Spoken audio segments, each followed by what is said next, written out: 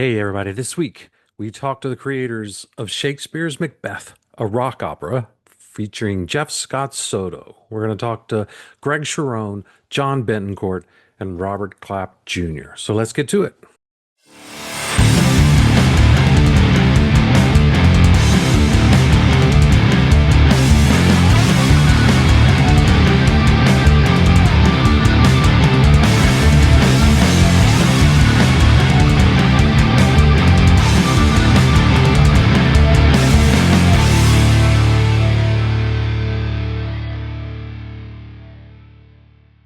Hey, everybody. It's a snowman with TooLoudTooOldMusic.com. Welcome back to the collection.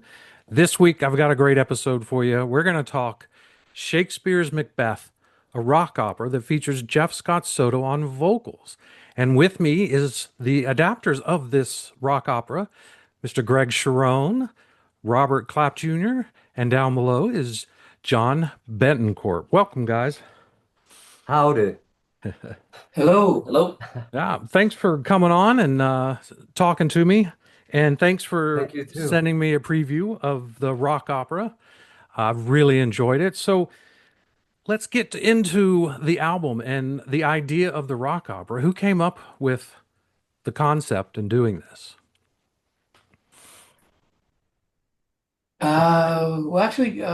It was something in high school that I've always, you know, forced to read Macbeth, and uh, it just struck me that this might be a fun to make a musical adaptation of it, and for years to just hang on to that thought, and many years later, uh, John Bettencourt and I were collaborating together, and we started the project. And then it was put on the shelf for many years, just sitting on a shelf. And then we got Robert involved. So and then it all came together.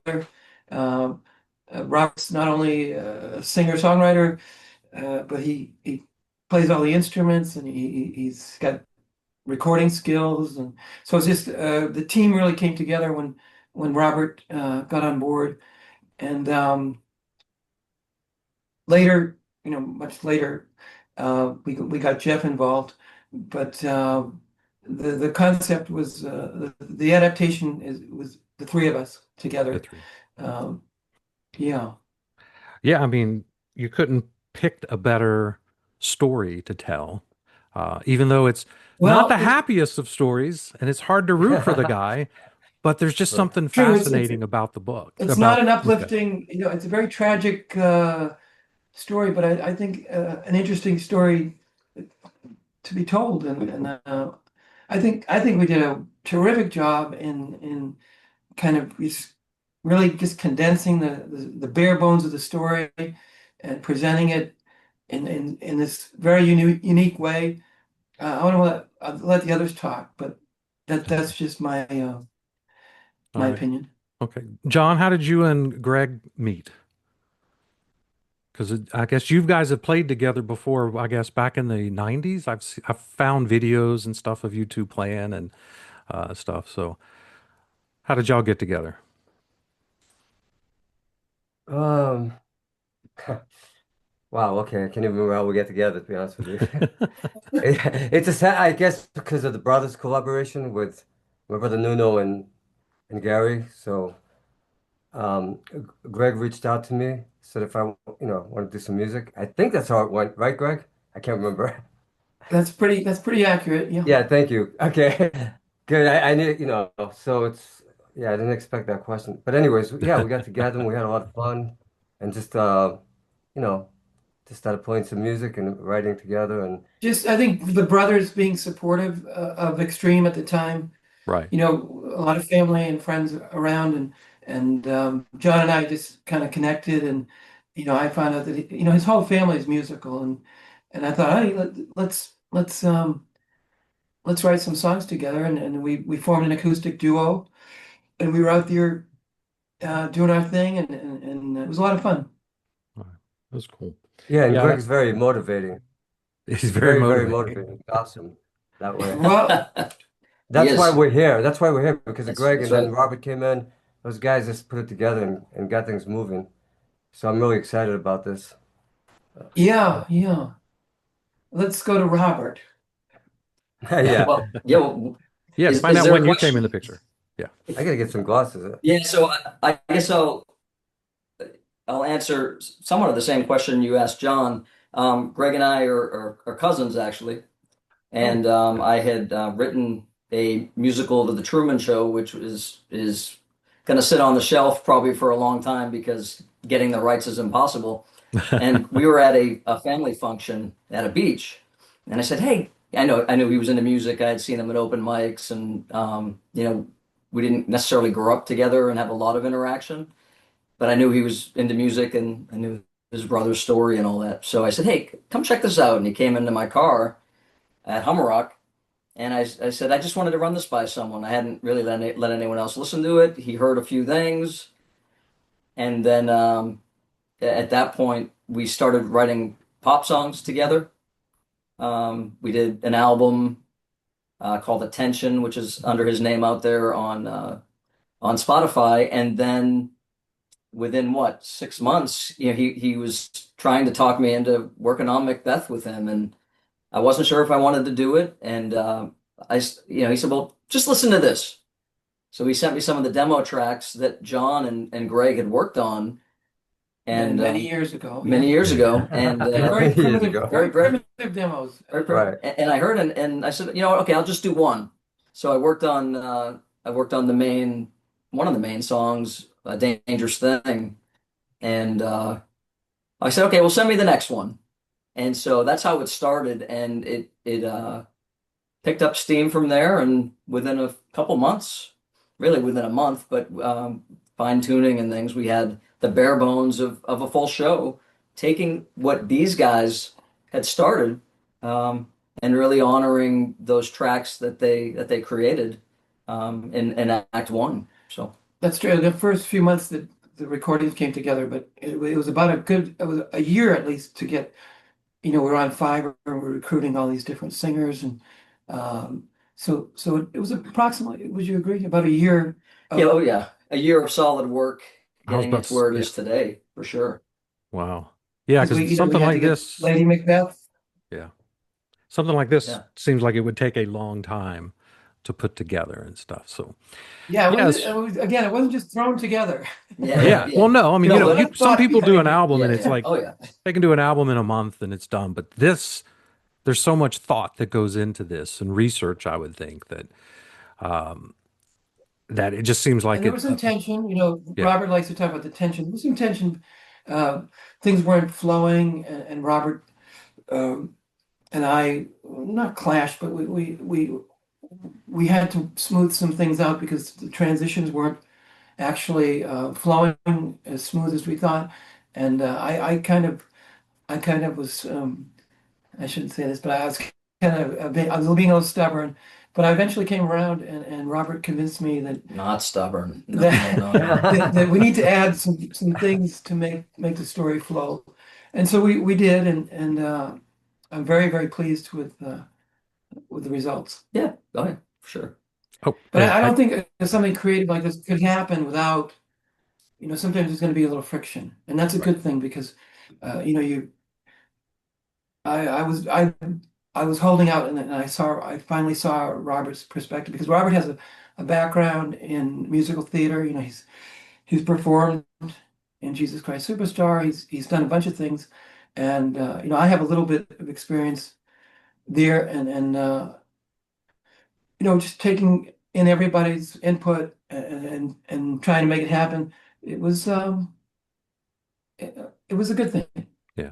I'm very pleased that it was a great experience, I think, for all of us. Yeah. And very excited, that Jeff's involved. And I'm sorry, I'm talking too much. I want to No, let you go. go right ahead. John, you want to ask another question? Actually, I wasn't even sure why. Go ahead, John Bettencourt. Go ahead. I wasn't even sure why we were doing this podcast. I didn't think it had anything to do with Macbeth, but anyways. But you go on. I got not much more to Thanks say. for that. Huh? Thanks for the visual. There you go. Yeah, check it out. Nice. Come on, Well, get that- it, boys and That's girls. awesome. And that is a very All right, striking sorry, I visual. don't have anything else to say but that dumb joke. But Yeah. But it is a very striking visual. See the knife with the blood, or the dagger with the Yeah, blood. and it's Yeah. interesting thing about that is, my brother Gary from Extreme was very supportive all the way through. He actually helped us with the logo. It was his idea to have the hilt of the dagger like that as a T and the blood. So he was involved in the logo and the artwork and the T-shirt. So yeah, it's great. It's great to have him on board because he's very supportive. That's awesome. Yeah, I was going to ask how you guys got into doing a musical theater type thing, but you've already answered that, Robert, you were in what, Jesus Christ Superstar? Is that what you said? Um, Well, yeah, I had a musical theater background. I went to Emerson College, and I was in some shows there and studied communications and musical theater, and have just always felt really drawn to the format of musical theater, just because it's a really uh, not easy, but I'd say appropriate, or it's a good way to bring people into their emotions, the viewer, the audience, right. and to try to communicate a message through music in a visual form. So um, I was drawn to it there, and then I had been in many shows before that. Not so much as of late, but I was Judas and Jesus Christ Superstar, and did a few other shows. But yeah, just that's how I got there, and then him in rock opera, It's for interesting that you Macbeth. mentioned Jesus Christ Superstar because this Yeah. is actually modeled after Jesus Christ Superstar. I know they get tired of me saying this, but it's absolutely true. And John Bettencourt backed me up. We're big fans, Robert as well, big fans of the show. And, you got a familiar story, a historical figure, um, modernized for the stage. And that's exactly what we wanted to do with the Macbeth story. So it was really just a template that we kind of studied and e- well, yeah. Yeah. I just wanted to share that because I have no qualms about that.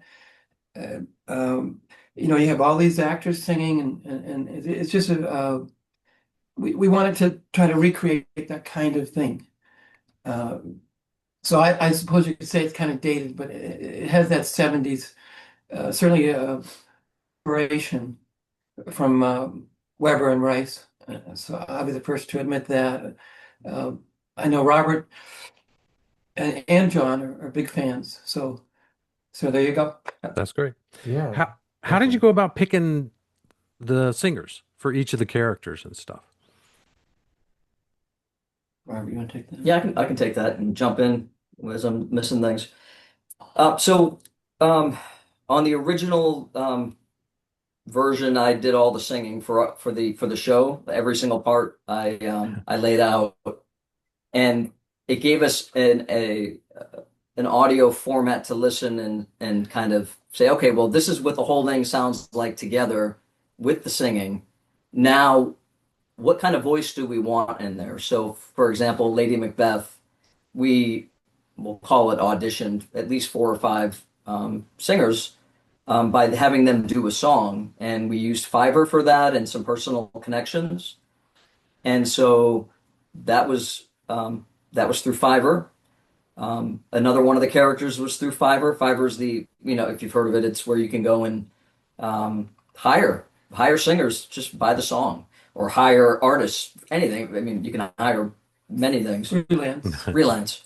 So there was that.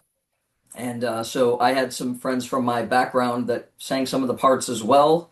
My both my sons can sing, so they sang a couple of the smaller parts. I was going to My ask about cousin is that. in my cousin Dave Monroe is an air traffic controller. So he's playing one of the characters, Yeah. King Prince. He's Duncan's son, Prince the Malcolm, right? Prince. Prince Malcolm. Yeah. Yeah. No So spoiler alert. he was Yeah. really excited. What's that? I said no spoiler alert, but he's Prince Spoiler Malcolm. alert? Oh, he did an amazing job. I thought he did a great job. Oh, Yeah, it was yeah, he great. did So great. we filled it out with people we knew, and then where we really felt like we needed some help, we hired it out, and then I guess we should tell the story of how Jeff got involved, or do we want to hold off on that? No, we can do that now. That's absolutely fine. Yeah, because that's definitely one of my questions is Okay. how you got Jeff involved. Yeah. Absolutely. He's one of the singers. So yeah, do you want to take it? Was it March of last year? I think Extreme was on a Monsters of Rock cruise, and of course Jeff was there singing in a couple of his bands, and they were having dinner, and Gary, who's very supportive, had just heard our CD that we put out, and he might have put on his mind or something. But so they're having dinner, and he mentioned the opera, and Jeff's ears kind of perked up, and he seemed somewhat interested. And then of course Gary related it to me, and then the gears start rolling, and I thought, okay, what do you think, Gary? Should I ask him? I want to ask him if he'll help out with a song. Initially, it was one song, A Dangerous Thing. We just thought, okay, if we can get Jeff vocal on A Dangerous Thing, that would draw attention to the opera. Right. And so we did. It's just a phone call. We asked him, "Would you like to do it?" He said, "I'd be happy to do it."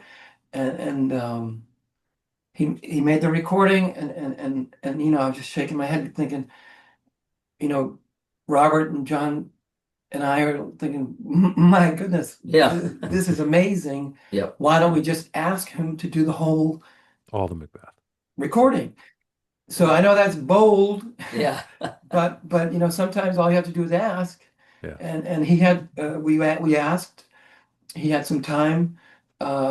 He was just about to go to Brazil, I think. He Yeah. was touring in Brazil like in a few weeks. But Robert sent him the tracks, and he was able to do these. He was able to do the songs in a timely manner. He's a pro, Yeah. And there's a few things that needed to be tweaked here and there, but he essentially he just embodied the role, and we were just so excited to have him on board because he really inhabits the role, and like I think you mentioned before, he's got this powerful masculine voice that really it's just an exceptional thing to hear. So when we got him on board, we thought this is going to be great. Let's make a recording. Let's release a new CD with Jeff on it, and let's put his name on it. Yep. Let's exploit the fact that he's involved. I know that sounds kind of awkward, but he was actually didn't like the idea of that. But I was someone that pushed it. I said, look, we want to be heard, and because he felt like he didn't want to take the spotlight. That's a humble kind of a guy he is. Yeah. But I was persistent, and we got his name on there, and it certainly draws attention to the record. So I'm very pleased that he thought enough of the opera to want to be a part of it, and he was thrilled with it. He loves it. Yeah. Oh, It's a little outside his wheelhouse, but not really, because he does Trans-Siberian Orchestra, which is a very theatrical type of band, I guess you could say. Yeah. So he felt that that had groomed him for this. So we were very fortunate to just ask him, and he was on board, and the rest is history. Yeah. We got it out to Jon Snow, and here we are. Yeah, the timing of him jumping in, the timing of him jumping in was very synchronistic because he literally had the exact amount of time he needed to get the tracks down in a proper way before he went to Brazil, as Greg was saying. So we caught the right time and the right guy at the right time. So Yeah. His vocals on it are great. I mean, it's the power, and it's so engaging when he comes on, and he's on 13 of the tracks. And when he's on, it's him. And again, he just draws you in with that voice, and you kind of root for MacBeth at times He's a until pro. he, I'm thinking about it. He's yeah. recorded over 60, right, 60 albums in his career, and he's just he's a phenomenon. I really think he's never got his due, but I think he will. Yeah. Not maybe not with this, but certainly this is another feather in his cap, and he's just he's an amazing singer. John Bettencourt, what do you think?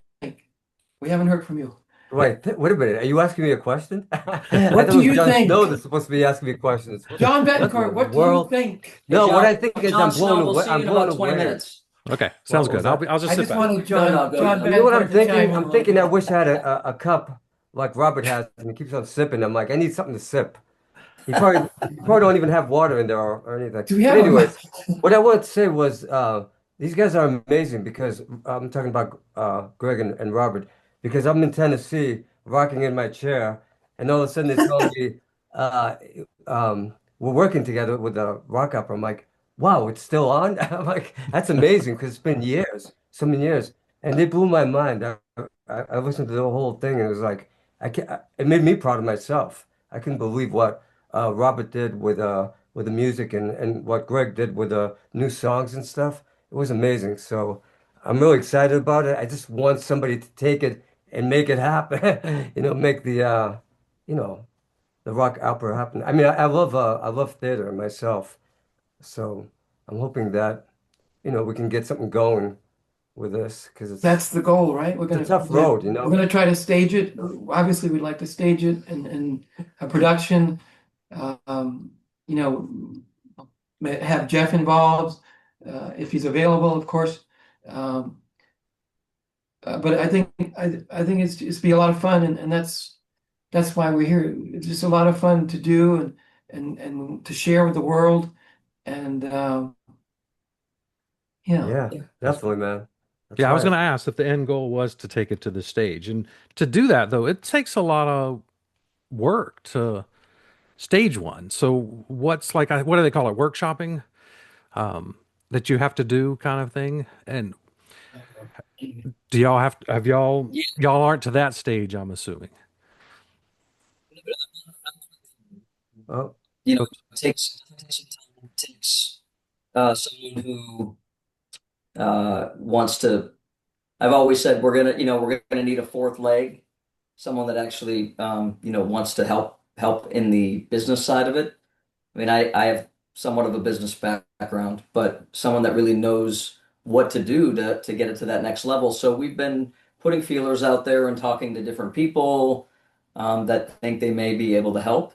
But workshopping would be the next step because only once you see it, you can listen to it and think one thing, but with theater, Hmm. it's when you see it that you know if it works.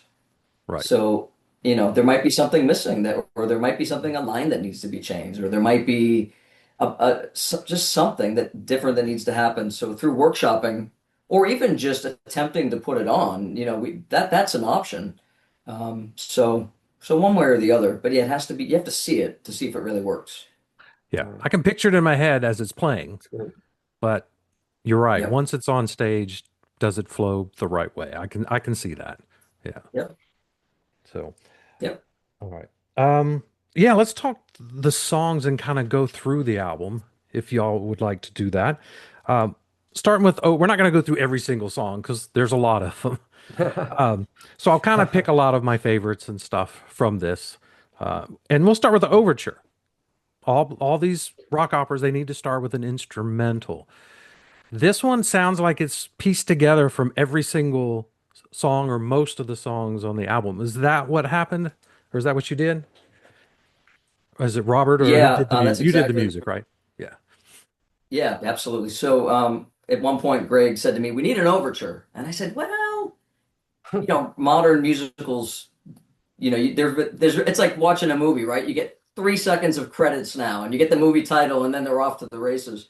So I wasn't so sure about that at first, and then I came around to the idea and said, "You know what? Let's." I kind of had a couple false starts on it, and I was in the shower one morning, and I heard the way that overture begins, the horns and the like getting slapped in the face with that first note, and I immediately ran into the music space, my space here, and started piecing it together and trying to figure out what I knew I wanted to have moments from each song, even if it was not quite recognizable, but if you thought about it and maybe by the third listen you go, oh yeah, that was the song from the whatever, number 8 or 9. And so I pieced it together just like that, starting with that Pray Scotland Pray slap in the face to start it, and went right through to. I didn't go into the second act, or I maybe did with one song, but yeah, it was pieced together with some of the highlights of the show. Okay. Yeah, you're right. It was about the third listen. I went, hey, that was from this one, or that was from that one. I did catch on to that. And that's what I like that a lot because it kind of told the story without telling the story in a way. Because since it gave you the pieces. That was exactly what I wanted to accomplish. Yep. Yep.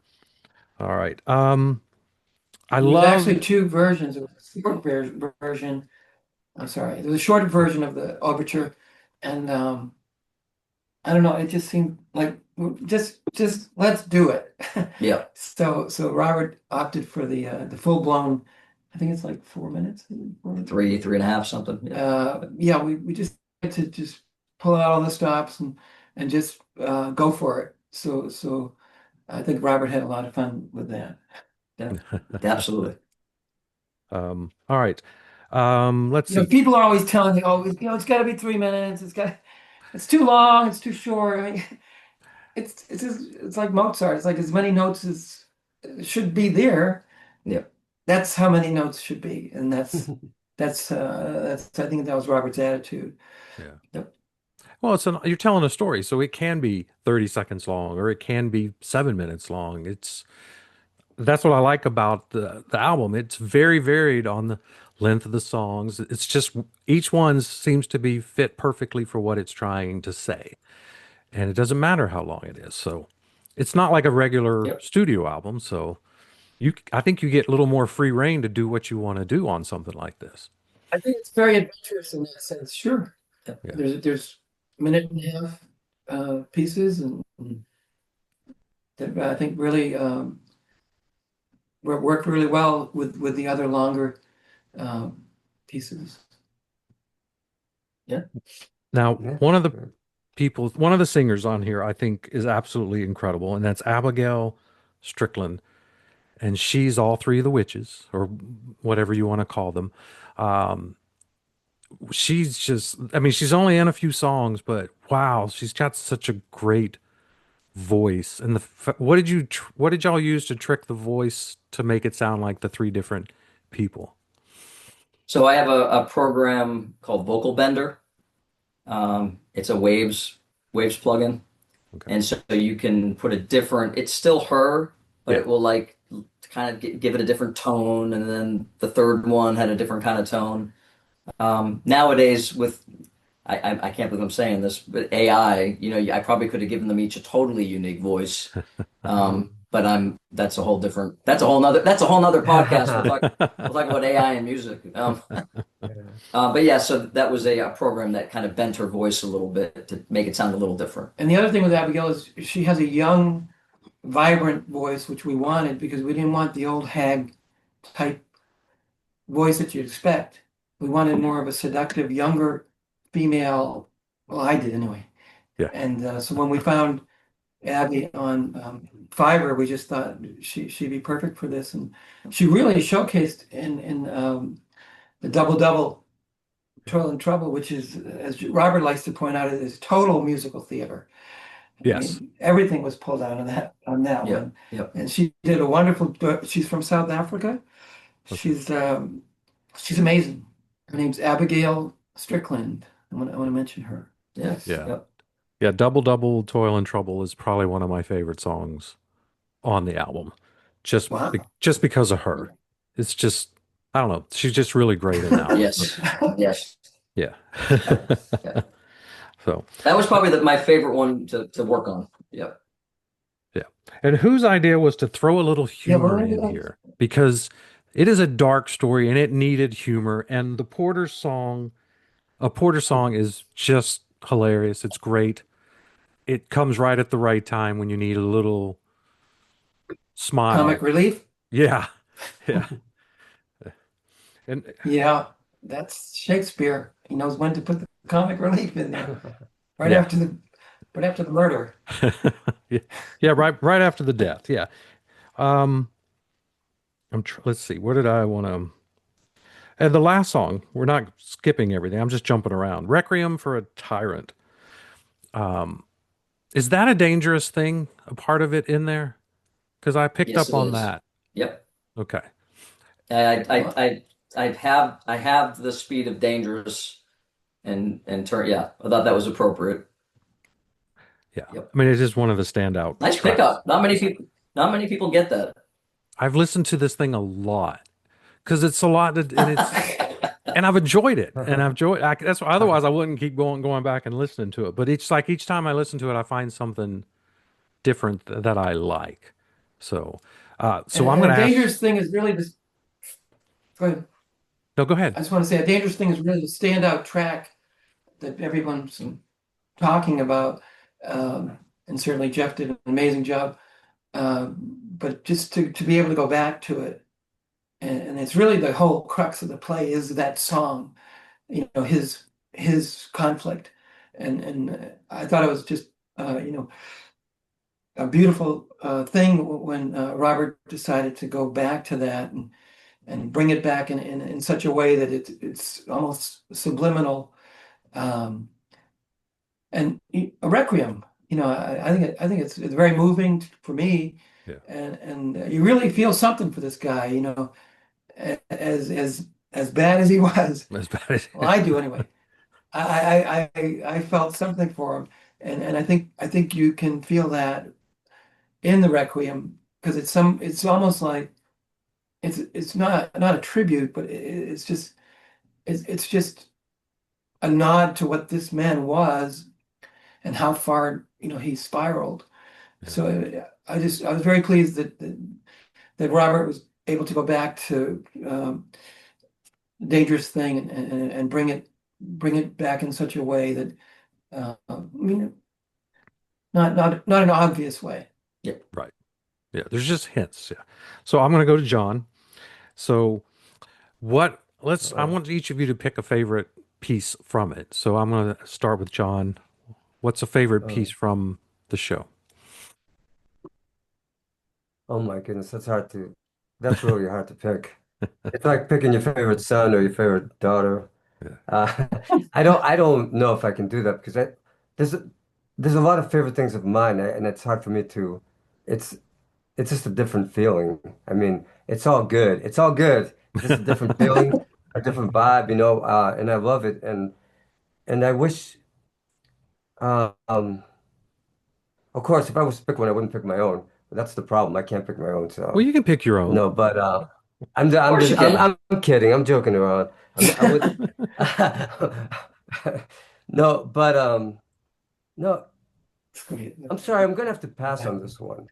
So I still wish I had a cup to sip on. But anyways, I guess A Robert flask. should have given me that information. There But you anyway, go. sorry about that. I mean, I appreciate you asking me that. But there's a lot of it that I love, and I've listened to it, while driving to Massachusetts, also over and over, and it's just, I mean, again, those guys put a lot of work into it. I mean, I started at the beginning. That was the easy part because I didn't really do much. But they came and and of course, Greg just came and he saved the day, saved the whole thing, kept it going. And Robert, thank Cracking the goodness for whip. Robert Clapp. Thank goodness for him. You guys, I mean, all I can do is talk about these guys. I feel like I'm watching. This is my first podcast, so I've never done this before. So when you call out my name, it's like I want to die or something. I want to hide. Okay, but but all sort of kidding aside, I do love a lot of it, and it's hard to pick something. But I'm sure there is. I need more time to really ju be like which separate it. But a lot of it's really interesting. So many different ones are so awesome. So it's kind of like hard to pick. Yeah. Yeah. Anyway, sorry. I'm Well, good. then I won't torment everybody with that question. No, I'm sure they can do it pretty well. You know, they're good at it.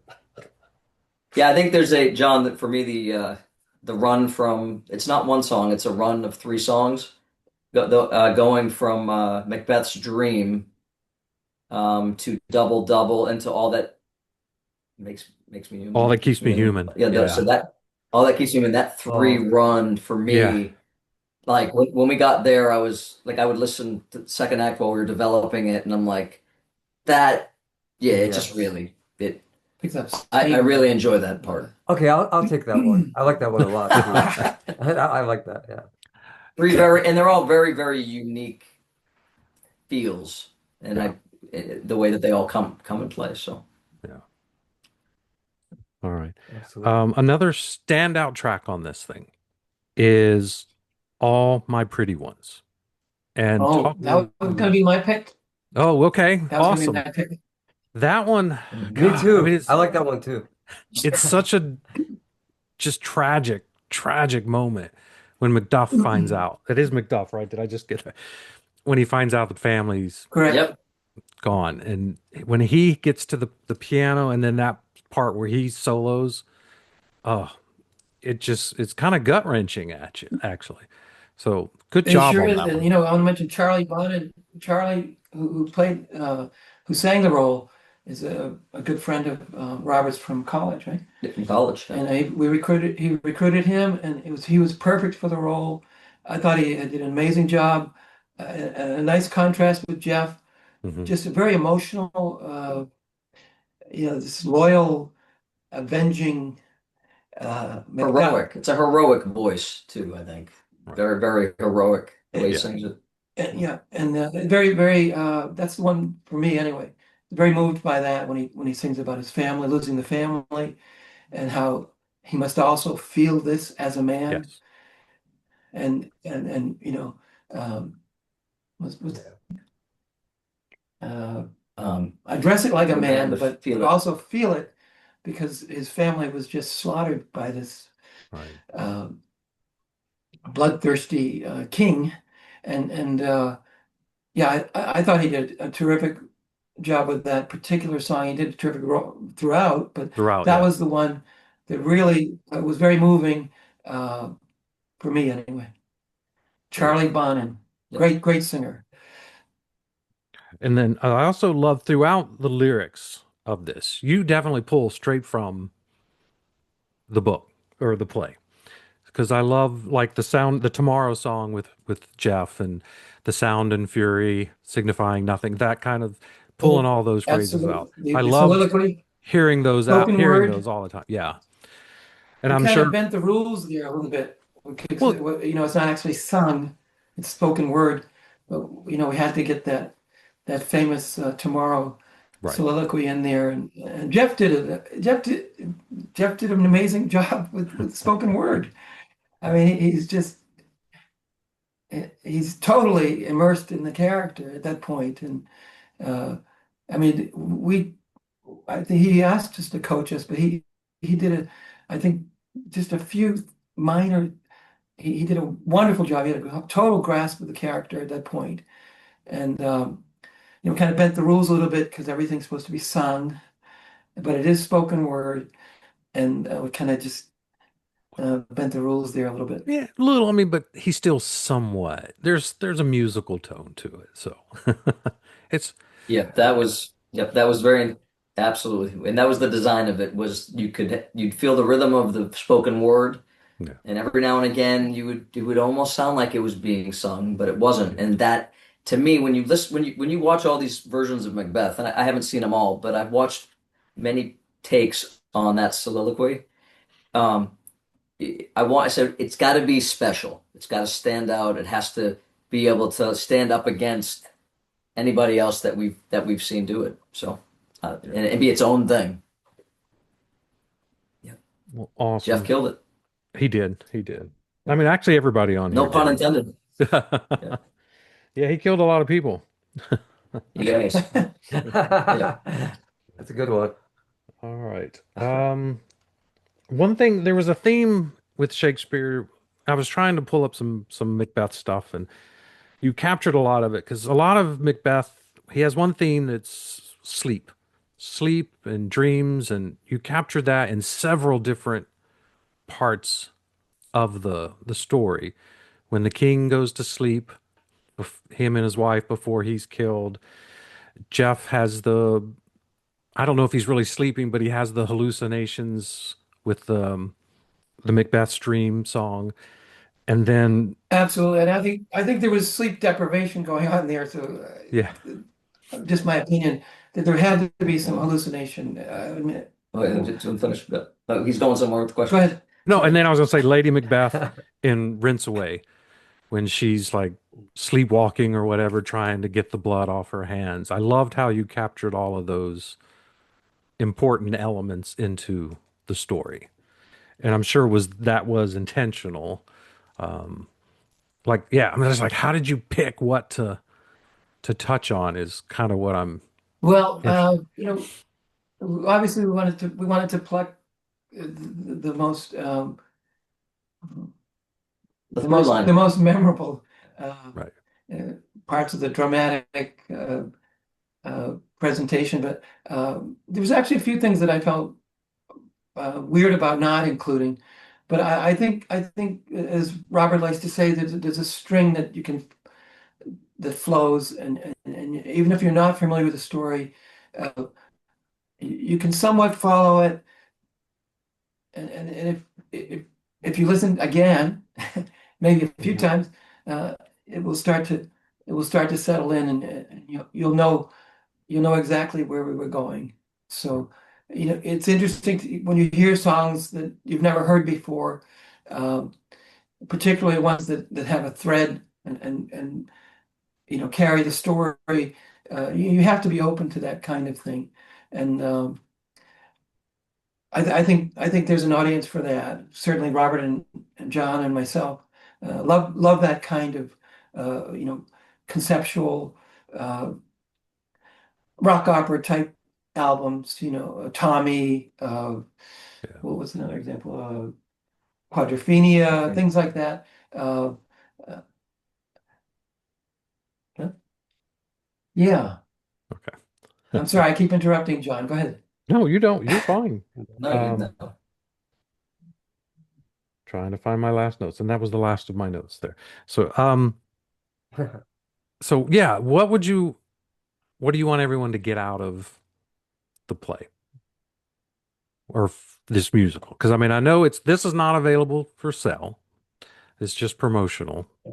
But yeah, when you Well, we get do it have we do to, have a website. We do have a website where you can hear 8 of the songs, right? yeah. Yep, MacBethARockOpera.com. But John, when you asked that question, I wasn't clear on what you meant. So what do we want people to leave the theater getting out of it, or what do we want to get out of what's the goal of it? I mean, yeah, what did you mean by your question? Oh, more of like, what are you hoping the people to feel to walk away from, what I guess that it's like for me, it's like when I get an album, it's like, what am I expecting to take away from this album and that type of thing. So, what are you kind of hoping people will take away from the show and what you've Did done? you?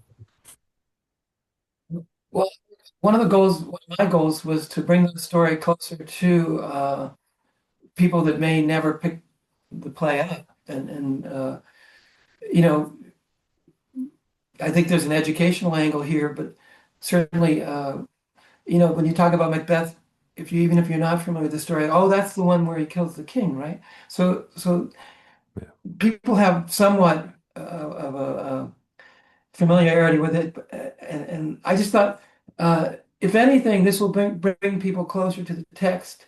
So if they hear it and enjoy it, they might even want to dig deeper, and yeah, I definitely do. bringing people close to Shakespeare. What's wrong with that? Yeah, no, that's great because Yeah, I I can say haven't, when I was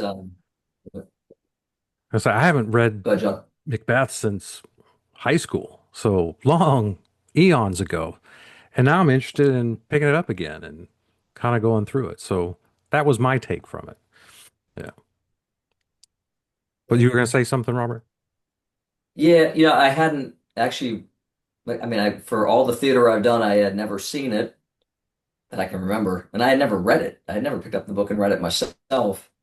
And as we were working on it, I was going back to the text, and as we're going through it, I'm saying, okay, is having someone that didn't know the show, what are my thoughts on this adaptation, on how he's going from song to song, and like anyway, that kind of caused me to look at it, and I spent some time with it, and the next thing I know, as I'm starting to read it to try and understand it, it was like almost like when you learn a new language, there comes a point where there's a probably and I don't speak a new language, so I apologize. It's maybe hypocritical to say, but there's a crossover point where things start to feel natural. And what I found with this text was I all of a sudden started to understand it in a way I had never. I was Romeo and Juliet in high school.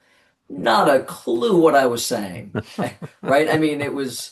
I think I wrote an apology letter to the girl that played Juliet like a few years ago. I'm like, I am so sorry, I ruined that show, and like it's whatever. We were in high school, but it. I don't think I really was. I think I took it for granted the master that Shakespeare was. So going through this process, I'm like, oh, even I'm sitting here looking at it, and just because it's just by spending time with it, something new is opening up even within me. The story itself, I could take it or leave it. To me, I like to watch a movie and feel like I want to cry and be inspired at the end. If you're feeling that at the end of this, you may have some problems. But seriously, I mean, You might be running for president. So, Yeah.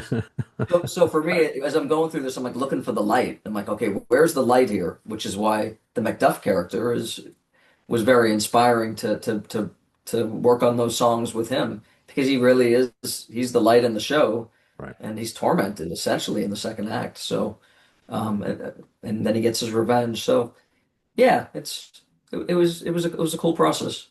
Cool. All right.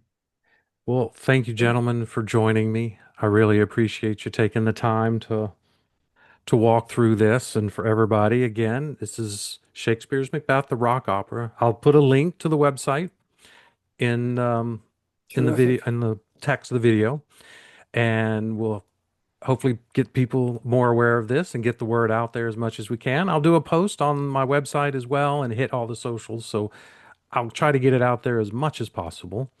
But Thank thanks. you, John, for taking an interest in what we're doing. I know you're a big Jeff Scott Soto fan, and we made a connection. And thank you for having us.